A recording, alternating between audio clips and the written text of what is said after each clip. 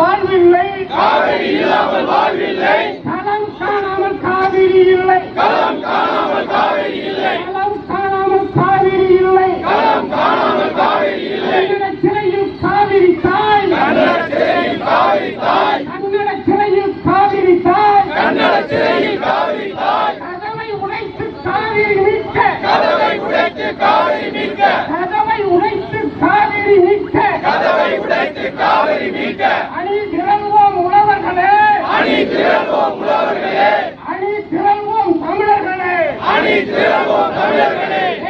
காற்றில் அணை கட்ட, காற்றில் அணை கட்ட கன்னட அரசு துடிக்குது, கன்னட அரசு துடிக்குது, கன்னட அரசு துடிக்குது, கன்னட அரசு துடிக்குது. காவிரி உரிமை தடுத்திட, காவிரி உரிமை தடுத்திட கன்னட அரசு துடிக்குது, கன்னட அரசு துடிக்குது. இந்த காவிரி போராட்டம் பல தடவை நாம் நடத்தியிருக்கிறோம். ஆனால் ஒன்றெல்லாம் இழந்திருக்கமே தவிர எதுவும் முன்னேற்றமே இல்லை. அதுக்கு என்ன காரணம்? நமக்கு இருக்கிற அரசியல் எல்லாம் துரோக அரசியல் கட்சிகள். ஒன்று பாருங்க, வெள்ளைக்கார ஆட்சியில அங்க கர்நாடகத்தில் அணைகட்ட போறேன்னு சொன்ன உடனே தமிழ்நாட்டில் எதிர்ப்பு. இங்கேயும் வெள்ளைக்கார ஆட்சி, அங்கேயும் வெள்ளைக்காரனுக்கு கட்டுப்பட்ட மைசூர் ராஜ்யம். மைசூர் நடத்தி 1924 ஒப்பந்தம் போட்டு ஒரு சட்டம் போடுறாங்க. நமக்கு 370-375 டிஎம்சி தண்ணி தமிழ்நாட்டுக்கு வர்றது போல சட்டம் போடுறான். அதன் பிறகுதான் அவன் அங்க ஒரு அணை கட்டுறான். நம்ம இங்க மேட்டூர் அணை அதுக்கு பிறகு நம்ம கட்டுறாங்க. 34 கட்டுறாங்க. அதன் பிறகு புதுசா அணை கட்டுறதுக்கு உரிமை இல்லை. ஆனால் 68-69 1967 அனுமதி இல்லாமல், மத்திய அரசு அனுமதி இல்லை, தமிழ்நாடு ஒப்புதல் இல்லை, எதுவும் இல்லாம கர்நாடகம் அணை கட்டிக்கிட்டே இருக்கு. ஹேமாவதி ஹேரங்கி அணை கட்டும் போது தடுக்கிறதுக்கு கர்நாடக பொதுப்பணித்துறை அமைச்சர் அண்ணா முதலமைச்சர் போனாங்க, பேச்சுவார்த்தைகள்லாம் போனாரு.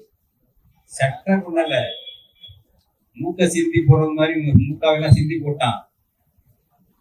ஹேமாவதி கட்டினான், ஹேரங்கி கட்டினான், அது 10 கபினியும் கட்டினான். இவர்களுடைய எதிர்ப்பெல்லாம் சட்டம் பண்ணவே இல்லை கர்நாடகாரன். இந்திரா காந்தி ஏமாத்தினார். சுப்ரீம் கோர்ட்ல போட்ட வழக்கை வாபஸ் வாங்கன்னு கருணாநிதி சொல்லி 71 தேர்தலில் வெற்றி பெறதுக்காக கருணாநிதி விவசாயிகள் சார்பில் சுப்ரீம் கோர்ட்ல போட்ட வழக்கை வாபஸ் வாங்க வச்சார். மன்னார்குடி ரங்கநாதன், கருப்பையா மூப்பினார், பல பேர் போட்டாங்க. அந்த வழக்கை வாபஸ் வாங்க வச்சாரு கருணாநிதி கிட்ட சொல்லி. அந்த அம்மா இந்திரா காந்தி ஒன்னும் செய்யல, எந்த முன்னேற்றமும் இல்லை. அவங்க ஒதுக்கிட்டாங்க. சும்மா அந்த அம்மா ஒரு உண்மை அறிய குழுன்னு போட்டுச்சு, அவன் பார்த்து போயிட்டாங்க, அவ்வளவுதான். இப்போ அதுக்கு பிறகு சில அலைகள் கட்டிருக்காங்க. இப்ப மேற்கே தாட்டில் அணை கட்டிட்டான்னாக்க ஒரு சொட்டு தண்ணி வராது. எதுக்கு இந்த அணை கட்டுறான்னா, இந்த கர்நாடகத்தில் உள்ள அவங்க அணைகள் எல்லாம் நிரம்பி வழியிற தண்ணி வெள்ளம் தமிழ்நாட்டுக்கு வருது, மிகை வெள்ளம். அதுதான் மேட்டூருக்கு வருது, அவன் திறந்து விடுறதில்லை. அந்த மிகை வெள்ளம் பெருமழையில பருவமழை கோளாறுனால வரக்கூடிய மிகை வெள்ள தண்ணீரும் தமிழ்நாட்டுக்கு போகக்கூடாது, தடுத்தரணும் என்ற நயவஞ்சகத்தோடு அயோக்கியத்தனத்தோடு கர்நாடகத்தில் உள்ள எல்லா கட்சிக்காரர்களும் சேர்ந்து மேற்கேத்தாடு அணை கட்டுறான். அது சின்ன தடுப்பணை எல்லாம் இல்ல, அது ரிசர்வாயர். 67 டிஎம்சி தண்ணீர் தேக்கலாம். நீர் தேக்கம், அது வெறும் தடுப்பணை இல்ல, நீர் தேக்கம். இப்ப இருக்கிற அங்க பெரிய அந்த என்ன ராஜாக்கள்ல கிருஷ்ணராஜா சாகர், அது 49 டிஎம்சி தான் கொள்ளளவு. 49 டிஎம்சி தான் அது கொள்ளளவு. இது 66.67 67 டிஎம்சி கொள்ளளவு. இது எங்க தண்ணி வரும்? சராசரியா நமக்கு கடல்ல போய் எப்போது வெள்ளத்துக்கு 5 ஆண்டுக்கு ஒரு முறை கடந்த காலங்களில் போச்சு. இப்போ ஒரு 7-8 ஆண்டுகளா பெய்யறதெல்லாம் பருவந்தொழிய இயற்கை உட்பாத பெருமழைகள் கோடையில பெய்யும். 50 டிஎம்சி கடலுக்கு போனாலே பெரிய விஷயம். 5 ஆண்டுக்கு 3 ஆண்டுக்கு வருது, அவ்வளவுதான். 67 டிஎம்சி எல்லாம் நிரம்பி கடலுக்கு போறது வழியே இல்லை. இந்த அபாயத்தை மு.க. ஸ்டாலினோ எடப்பாடி பழனிசாமியும் உணர மாட்டாங்க. இப்படி ஏமாத்தலாம் தலையை தடவலாம் தான் வைப்பாங்க. எலெக்ஷன்ல வெற்றி பெற்று பதவி அடைகிற ஆள்கள்லாம் விவசாயிகள், இந்த மண்ணின் மக்கள் தமிழர்கள் உணர வேண்டுமா இல்லையா? எந்த கட்சியாவது யாருக்காவது ஓட்டு போடாம போவோம். பதட்டமே இல்லையே. இதுல தஞ்சாவூர் பிரச்சனை மட்டுமா, மன்னார்குடி திருத்துறைப்பூண்டி பிரச்சனை மட்டுமா? அது ஒட்டுமொத்த தமிழ்நாடு குடிநீர் இருக்காது. மிச்ச மீதி தண்ணி வந்தா நீ குடிநீர் எடுத்துக்க, தமிழ்நாடு தண்ணி இல்லைன்னு என்ன சொல்ல போற? தஞ்சாவூர் தண்ணி இல்லைன்னு சொல்ல போற? ஏன்னா குடிநீருக்குத்தான் முன்னுரிமை சட்டத்துல இடம் இருக்கு, விவசாயம்லாம் பின்னுரிமை தான் சொல்லி கொஞ்சம் தண்ணி எது மழை தண்ணி அதை ராமேஸ்வரத்துக்கு சென்னைக்கும் ஓசூரும் கொண்டு போகல தவிர தஞ்சாவூருக்கும் மன்னார்குடி தர மாட்டேங்க. அவ்வளவு மோசடி வேலை இருக்குங்க இந்த கட்சிகள் பண்றது. அவன் ஒரு கட்சி எல்லா கட்சியும் சேர்ந்துக்கிறானுங்க. பாஜக, காங்கிரஸ் எல்லாம் கன்னட வேதிய கீதிய இனவெறி அமைப்புகள் எல்லாம் ஒன்னா சேர்ந்துக்கிறாங்க. இங்க அப்படி கிடையவே கிடையாது. ஏன்டா சேரலன்னு தான் கட்சியை கேட்கக்கூடிய நேர்மை, துணிச்சல், அக்கறை தமிழன் தமிழச்சிக்கு இல்ல. முதல் குற்றவாளி நம்ம தான், ஞாபகம் வச்சுக்க. நீ ஏமாந்துக்கிற முதல்ல ஏமா, அப்புறம் மூஞ்சில காய் துப்புவான். யாரு? தலைவனா இருக்கீங்க தமிழ்நாட்டுல. இப்ப இந்த கவாய்ங்கிற போய ஒரு நீதிபதி ரிட்டையர் ஆகுதுன்னு சொல்லிட்டு போறான், வழக்கை தள்ளுபடி பண்றேன். அதுக்கு முன்னாடி 10 நாளைக்கு முன்னாடி முல்லைப்பெரியார் வழக்கு தள்ளுபடி பண்றான். ஒரு வழக்க இந்த கடையை இடிச்சிருந்தது எவ்வளவு காலமா இருக்கும்? சொற்பொழி வாட்டுறாங்க ஒரு நீதிபதி, தலைமை நீதிபதி சுப்ரீம் கோர்ட் பாத்துக்கிட்டு. ரிட்டையர் ஆன பிறகு எங்கேயாவது கவர்னரா போடுவாங்க. என்ன அப்பா சேர்ந்தேன்னு தெரியல. அந்த ஆளுக்கு வரிசையா நம்மளதான் பண்ணிருக்கான். முல்லைப்பெரியார் வழக்கு 2013 நடந்துகிட்டு இருக்கு. அதை எடுத்து விசாரிச்சுட்டு அது பழசு, அதை 100 வருஷத்துக்கு மேல, அதை இத்தனை வருஷத்துக்கு மேல எப்படி தாங்கணும்னு இப்பனா வல்லுநர் கொடுக்க புதுப்பிக்கப்பட்ட ஆணை அதனுடைய வலுவெல்லாம் சொல்லியிருக்கு வல்லுநர் கொடு. அதை வச்சுதான் சுப்ரீம் கோர்ட் தீர்ப்பு சொல்லியிருக்காங்க. 152 அடியும் தேக்கலாம். அந்த சிற்றடையை கொஞ்சம் பேபி டேமேஜ் செக் பண்ணிட்டா 132 52 அடி தேக்கலாம். இப்ப 142 அடி தேக்கலான்னு தீர்ப்பு சுப்ரீம் கோர்ட் தீர்ப்பு. அதை துச்சமா எறிகிறான் அந்த கவாய்ங்கிறவன். ஏன்? அவனுக்கு இந்திய அரசு வரும், கேரளா அதெல்லாம் வருவானுங்க, அதுக்கு பதவி கொடுப்பாங்க. அடுத்த சில நாட்கள்ல நம்ம பிரச்சனையை அவன் தள்ளுபடி பண்றான். மேற்கேத்தாண்டி தட்டக்கூடாதுன்னு அதிமுக ஆட்சியில போட்ட மனு வழக்கு திமுகவிலே அதை வலுப்படுத்தி மனு கொடுத்தாங்க. திமுக ஆட்சியில் அதை அப்படியே தள்ளுபடி பண்ணிட்டானே. அதை பத்தி ஒரு பதைப்பு எடப்பாடி பழனிசாமிக்கு உண்டா? ஸ்டாலினுக்கு உண்டா? அப்ப தமிழர்களை ஏமாத்துறதா வழக்கு போட்டிருக்கீங்க 2 பேரும். அவன் தள்ளுபடி பண்ணிட்டான ஒரு பக்கத்துக்கு ஒரு வார்த்தை ஸ்டாலின் வாயிலிருந்து வந்துருங்களா? ஏன் நீங்க கேட்க மாட்டீங்க? அந்த கட்சியில இல்லாத விவசாயி கேட்க மாட்டீங்க, இருக்கிற விவசாயி கேட்க மாட்டீங்க. நம்ம கூப்பிட்டாலும் அந்த வேலை இருக்கு இந்த வேலை இருக்கு போவீங்க. வந்திருக்கவங்க பாராட்டுறோம். நம்ம தொடர்ந்து உயிரோட நடத்திட்டு இருக்கோம். எவ்வளவு பேர் லட்சக்கணக்கான விவசாயம் இருக்காங்க. எப்படி உரிமையை பாதுகாக்க முடியும்? ஒன்னே ஒன்று சொல்றேங்க. வெள்ளக்காரங்க இருந்த காலத்துல 34ல திறக்கப்பட்டது மேட்டூர் அணை. அதனுடைய 50வது ஆண்டு பொன் விழா கொண்டாடப்பட்டது 84ல. அப்ப ஒரு சிறப்பு மலர் வீட்டை போட்டாங்க, காவேரி சிறப்பு மலர். அதுல 50 ஆண்டு சராசரியா எவ்வளவு தண்ணி வந்திருக்கு மேட்டூர்ல இருந்து நமக்கு வந்து டெல்டாவுக்கு தென்முகருக்கு போது எவ்வளவுன்னா 362 டிஎம்சின்னு அவன் சொல்றான். சராசரியா வந்திருக்கு. அவன் 74ல இருந்து அவன் சரியா தண்ணி திறக்கல, அதெல்லாம் சேர்த்து கூட 362 டிஎம்சி வந்துக்கிறான். இந்த அம்மா இந்திரா காந்தி ஒன்று போட்டுள்ள ஒப்புக்கு நடிப்புக்கு ஒரு உண்மை அறிவு ஃபேக்ட் ஃபைண்டிங் கமிட்டி அவங்க வந்து ஆய்வு பண்ணிட்டு அவன் 1972 வரைக்கும் எவ்வளவு வந்திருக்குன்னு போது 365 டிஎம்சி வந்திருக்குன்னு அவன் சொல்றான் அறிக்கை. நினைக்கிறேன் 372 டிஎம்சி வந்திருக்கு சராசரி 1972 வரைக்கும். 34ல இருந்து 72 வரைக்கும் 372 டிஎம்சி தமிழ்நாட்டு தண்ணி இருக்கு. இப்ப என்னாச்சு? அடுத்தது இடைக்கால தீர்ப்பு என்ன கொடுத்தாங்க? 1990ல 205 டிஎம்சி தாங்க. அது அவன் கொடுக்கல. போன மயிலன்றான் கர்நாடகாரன் கொடுக்கல. கேட்கக்கூடிய யோகிய எவனும் கிடையாது. அவன் செயல்படுத்தல. அதை செயல்படுத்தலாம், அதுக்கு அதிகாரம் உண்டுன்னு சுப்ரீம் கோர்ட் ஒரு கருத்து சொன்னதுக்கு 91 நவம்பர்ல 91 டிசம்பர்ல அங்க இருக்கிற காங்கிரஸ்காரன் பங்காரப்பாங்கிற முதல் மந்திரி தூண்டி விட்டு வந்து நடத்தினான். நம்ம தமிழர்களை இனப்படுகொலை பண்ணான். தெரியுமா? பெரியார்களுக்கு தெரியும். எத்தனை பேரை இனப்படுகொலை பண்ணானே தெரியாது. அங்க உள்ள கன்னட தமிழன அவன் எதுவும் ஊர்ல போனானா? தமிழ்நாடு தண்ணி கொடுத்துட்டு அங்க இந்த இனத்தை சேர்ந்தவன் அவன், அந்த இனத்தை சேர்ந்தவன் இன வெறியா இன முரண்பாடாத கொண்டு வரான்.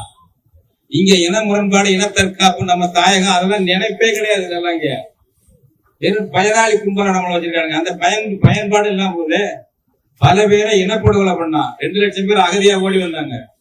கோபிச்செட்டிப்பாளையத்தில் இன்னொரு இடத்துலயும் 91 அந்த அம்மா ஜெயலலிதா இருக்கும்போது அகதி முகாம் திறந்துச்சு. எங்கேயாவது உண்டா அது மாதிரி? கேட்க நாதி இல்லாத இனம், போராட துணிச்சல் இல்லாத இனம் தமிழினம் அவன் புரிஞ்சுக்கிட்டான். இதோட என்ன வேணும் உனக்கு? நம்மளை இனப்படுகொலை பண்ணாங்க. எவனா போய் பார்த்தானாங்க?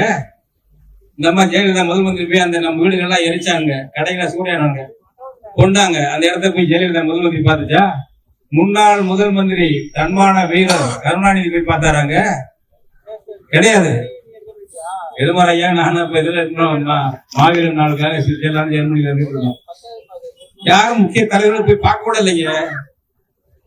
உண்மையில அரசியல் அனாதையா தமிழ் வச்சிருக்கிறோம். அவங்களுக்கு இங்க கொழுப்பு எடுத்து தலைவன் தலைவி புரட்சி கிரட்சி புடவங்கான்னு பேர் கிடக்குறாங்க. புதுசு புதுசா பசங்க வர்றாங்க, நடிகர்லாம் வேற. ஏன்னா அந்த பயிர்களை ஏமாத்தலாம் தமிழ் பயிர்களை அப்படின்ட்டு. ஏன் நம்ம கேட்டோமா? ஏன் ஒன்றிய செயலாளர் வட்ட செயலாளர் மாட்டாலும் புரோக்கர்கள். எங்க தமிழினம் தானே, நீங்க எங்க ஊருக்காரன் தானே. புரோக்கர் வேலை பாக்குற அரசியல் தலைவர்களுக்கு எங்களை ஏமாற்றி வாக்கு வாங்கிட்டு போறது புரோக்கர் வேலை. 205 டிஎம்சி கொடுக்கல. இறுதி தீர்ப்புல 192 டிஎம்சி சொன்னாங்க. 192 டிஎம்சி குறையுது பாருங்க. 362 குறையுது பாருங்க. 205 டிஎம்சி அதுதான் ஒண்ணும் இல்லையா தமிழ்நாட்டுல. அடுத்தது இறுதி தீர்ப்புல 192 டிஎம்சி. ஒண்ணு இல்ல, போடா மயிராயிட்டாங்க கன்னடக்காரன். இங்க நாதியத்தை கும்பல் நம்ம தான் சும்மா எப்பாதான் நம்ம கொஞ்சம் பேர் ஆப்பணம் எடுத்து போயிருவோம். சுப்ரீம் கோர்ட் தலையிடுறான். அதை 177.25 குறைக்கிறான். அதை தந்தானா? எங்க இருந்து எங்க வந்துருக்கிறோம்? நம்ம கையாளா நம்ம பிள்ளைகள் விட்ட பிள்ளைகள் கல்லூரியில படிக்கிறாங்க. அங்க முகனுள்ள தாட்டு புட்டு தாண்டி ஊரான் வீரம் பேசுறாங்க. இதுக்கு எங்க போனாங்க? ஆடு முன்ன எங்க போச்சு நம்ம பிள்ளைகள்? விவசாயிகளுக்கு பிள்ளைய பிறக்கலையா? கல்லூரியே படிக்கலையா? சமூக ஊடகங்களையும் பயன்படுத்தலையா? இப்படி இருந்தா என்ன? அவன் எங்க இருந்து குறைச்சிட்டு வர்றான் பாருங்க. 177.2 டிஎம்சி அதையும் முடியாதுட்டான்.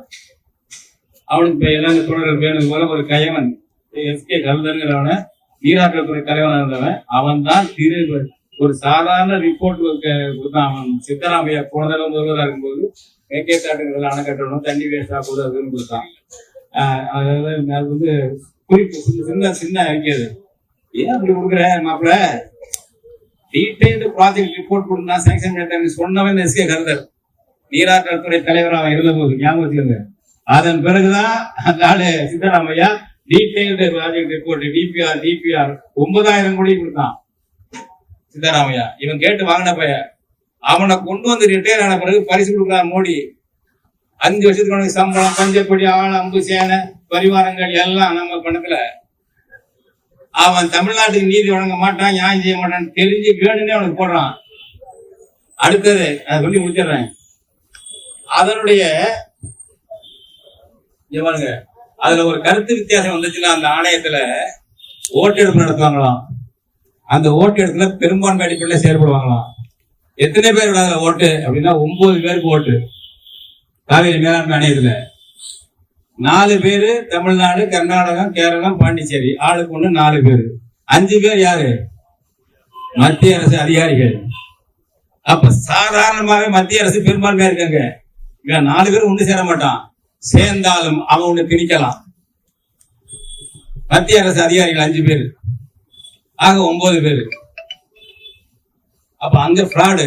எங்கேயாவது ஒரு அரசாங்க ஆணையை நிறைவேற்றுறதுக்கு வாக்கெடுப்பு நடத்தி மெஜாரிட்டி வந்தா நடத்தலாம்னு போடுவானா? எங்கேயாவது அந்த சுப்ரீம் கோர்ட் தீர்ப்பு அந்த ஆணையை நிறைவேற்றதானே காவிரி மேலாண்மை ஆணையம்.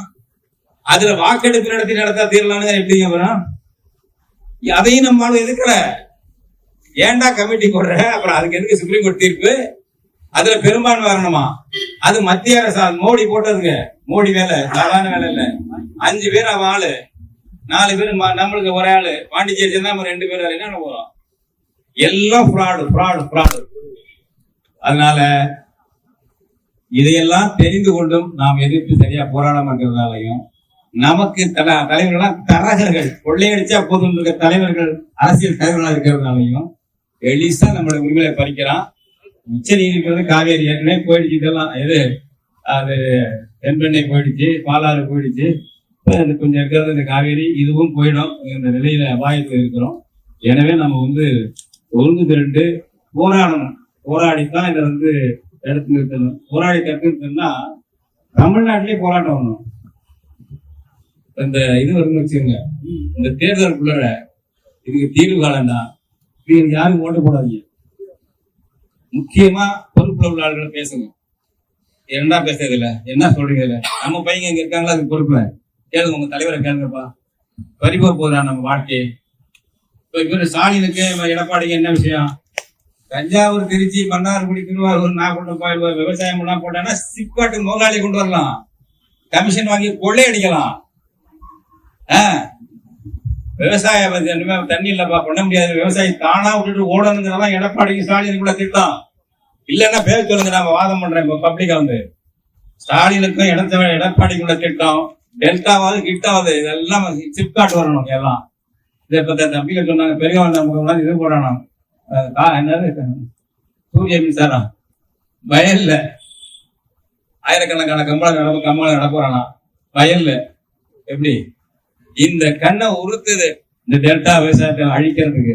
இந்த தண்ணி கர்நாடகா புண்ணியமான்கள் தண்ணியை எடுத்துட்டானா இந்த பயிர் விவசாயத்தை விட்டு ஓடிடுவாங்க. நம்ம சிப்காட்டும் பல்வேறு காட்டுகள் கொண்டு வந்து கொள்ளை அடிக்கலாம், கமிஷன் வாங்கலாம் என்பதுதான் திமுக அதிமுக தலைவர்களுடைய திட்டங்கள். வைக்கிறவங்க குற்றஞ்சார வழக்கு என்ன போடு.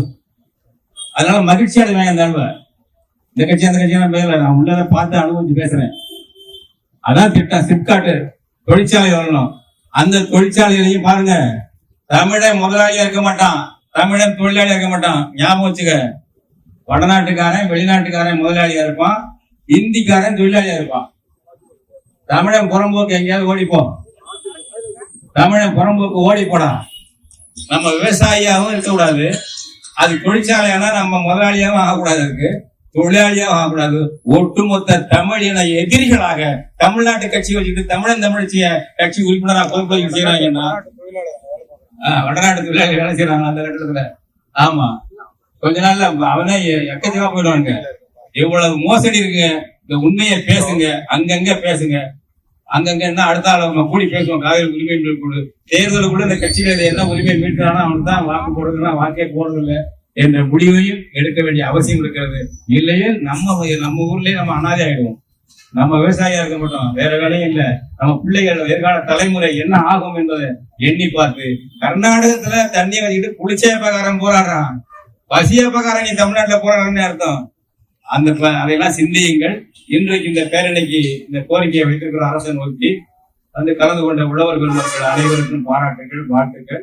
தொடர்ந்து நாம இந்த கட்சி அந்த கட்சின்னு இல்லாம இயல்பா நம்முடைய தமிழ்நாட்டு உரிமைகளை காவேரி மேலாண்மை ஆணையம் செயல்பட வேண்டிய முறைகளை மற்ற விஷயங்கள் வைக்கிறோம்.